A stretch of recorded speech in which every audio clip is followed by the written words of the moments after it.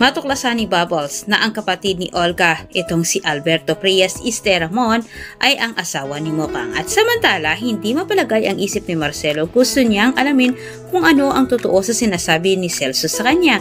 Kahit nagpakawala din siya ng asset sa labas habang hinihintay nilang balita sa kanilang abogado para imbestigahan itong koneksyon ni Bubbles dito kay Olga. Batid ni Marcelo na wala siyang makukuha kay Celso kung doon siya magtatanong tungkol sa pagkatao ni Bubbles, kahit si Tanggol naman ang kanyang nagtitripan. Ngunit lahat ng sinabi ni Tanggol sa kanya at sinabi din ni Celso ay tugma ang lahat. Kahit nawala sa isip ni Marcelo na pagdudahan na anak niya itong si Bubbles.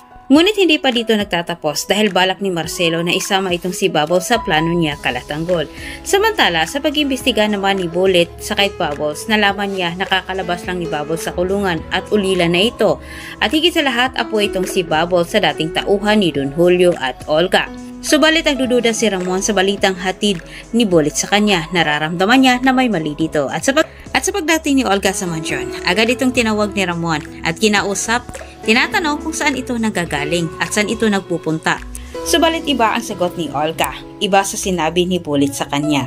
Kahit nararamdaman ni Ramon na nagsisinungaling itong si Olga sa kanila, kahit isiningit ni Ramon na tanungin kay Olga patungkol sa anak nitong si Samantha, na saan umano ito at gusto umano nilang makilala ni Don Julio.